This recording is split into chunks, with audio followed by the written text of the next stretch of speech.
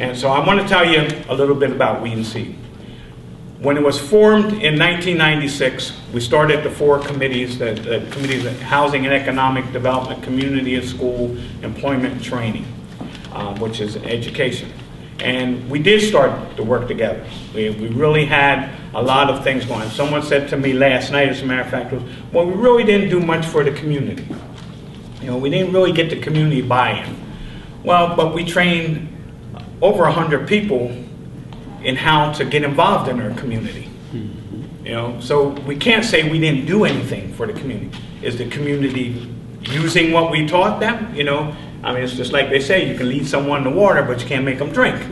But we did train some people. We did have city council people who, because they went through the training, they became members of city council.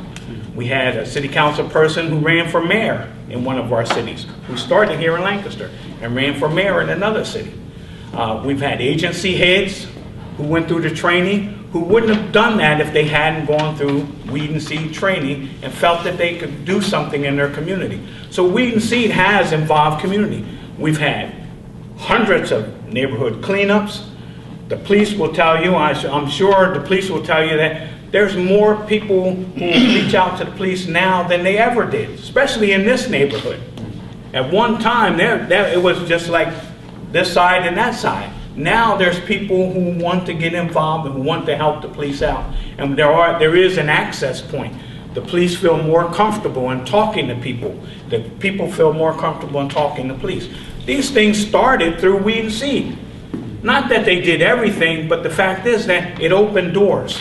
It opened doors in the community to get people involved. People were involved in their neighborhood groups. The school district probably has more people involved now than they did before 1996, because of the fact that people feel that they can get involved and they can make a difference. And the training that they receive. If you have never been through the training, it's called systems thinking training. It means that you look at the whole pie. You don't look at pieces of the pie.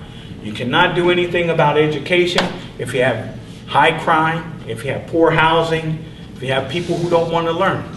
You can't do anything about crime if you have poor housing and a poor education system. Everything impacts everything else. And that's what these people learn. Weed and Seed does work. But, when we leave here, I just want people, I hear it all the time. Well, Weed and Seed didn't do anything. Well, but the fact is, back in 1995, to get 4 agency heads to sit down and talk about a problem and not leave afterwards and fight over the money was a success story, because that's what it used to be. We used to get called to meetings back before 1996, and everybody'd sit there and hear what the presentation was, and then they'd run back to their own agency and write up their own grant application. Well, Weed and Seed and the state said, we're not going to accept 5-10 applications anymore. Sit down and figure out what your community really needs. Weed and Seed is nothing more than you look at your problem. You bring the people together who can work on the problem, you come up with a plan, and then you say, this is how much it's going to cost. It may not cost you anything. We've solved many problems in this neighborhood without spending one additional dime. Without spending one additional dime, just getting people to look at what they could offer. What can you do to help? What can you do to help? So, as we're looking back, again, as far as I'm concerned, yes, Weed and Seeds worked in Lancaster. Is it perfect? No. None of our Weed and Seed sites across the state are perfect, but all of them have some strengths. And what we need to remember is that as long as people still realize that you have to have everybody at the table. Jim's favorite line in meetings is, who's not here? Who should be here? That's the question you should always be asking.